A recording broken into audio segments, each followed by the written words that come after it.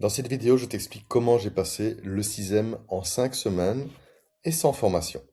Et attention, je dis pas que c'était facile, je te dis juste que quand tu comprends la logique derrière l'examen, tout change. Et avant de commencer, abonne-toi. Parce que ici, on parle cybersécurité, gouvernance, certification, carrière, mais sans bullshit.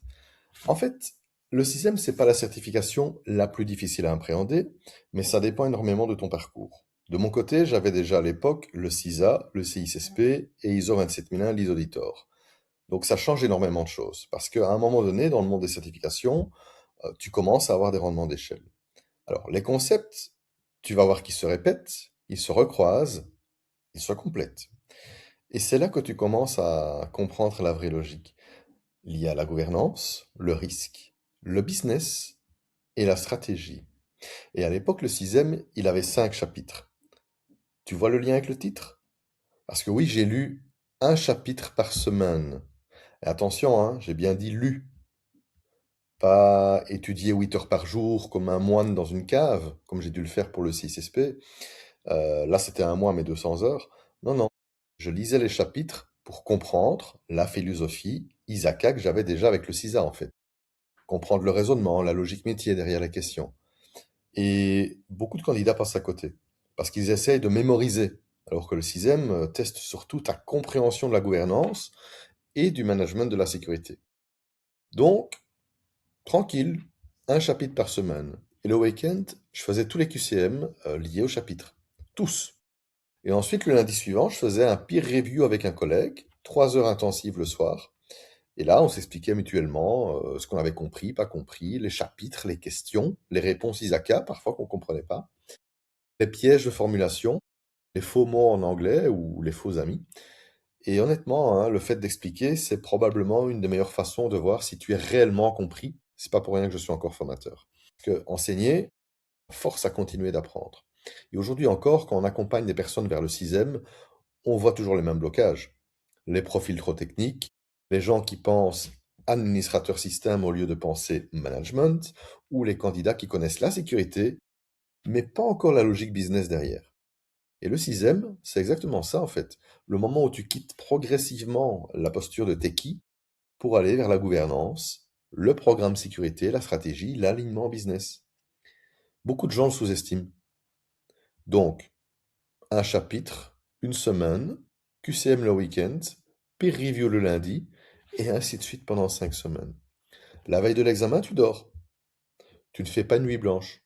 L'examen, c'est 4 heures pour 150 questions, et franchement, c'est faisable en moins de 3 heures si tu es préparé correctement. Mais attention, hein, ne reste jamais bloqué 30 minutes sur une question. Le piège aussi, c'est le stress. Tu dois garder une cadence, un rythme, moyenne de, je dirais, 50 questions par heure. Ça, c'est déjà très confortable. Et surtout, tu ne lâches rien jusqu'à la fin. Jamais. Aujourd'hui, l'examen est structuré autour de 4 grands domaines. On a la gouvernance, la gestion des risques, les programmes de sécurité et la gestion des incidents. Je pense encore qu'ils vont le faire évoluer parce qu'on a vu arriver l'IA, les nouveaux risques, la supply chain, la résilience, les enjeux réglementaires. Donc forcément, le management de sécurité évolue aussi. Mais la base du sixième, elle reste très stable. Pourquoi? Ben parce que la gouvernance, ça ne change pas tant que ça en fait. Ce qui change, ce sont les risques qu'on met dedans. Et c'est pour ça que le sixième reste pertinent depuis autant d'années.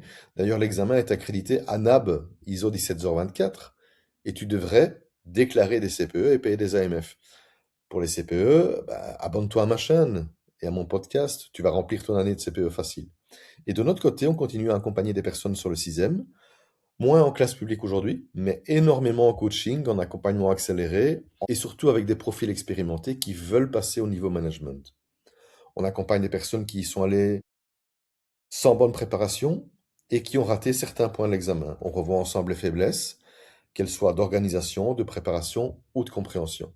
Après des années de terrain, beaucoup de gens comprennent qu'ils doivent élargir leur champ d'influence, et le sixième fait en fait exactement ça. Il te force à réfléchir comme un responsable sécurité, comme un manager, comme un RSSI, comme un décideur. Le sixième, c'est en fait finalement rien d'autre que la capacité à aligner la sécurité de l'information avec le business. Je t'ai résumé en une phrase. Quand tu comprends ça, tu changes complètement ta posture. Tu quittes la sécurité pour la sécurité, avec j'ai raison, pour entrer dans la sécurité au niveau de l'entreprise et au service de l'entreprise. Tu proposes des solutions basées sur les risques et l'acceptation de ceux-ci par le business, sans forcément encore parler budget. Et ça, c'est un ancien techie qui te le dit, hein. Donc, si tu prépares le CISM, le CISSP, le CISA ou des certifications gouvernance, voire cyber, abonne-toi. Parce qu'ici, on parle du vrai terrain, pas juste de théorie.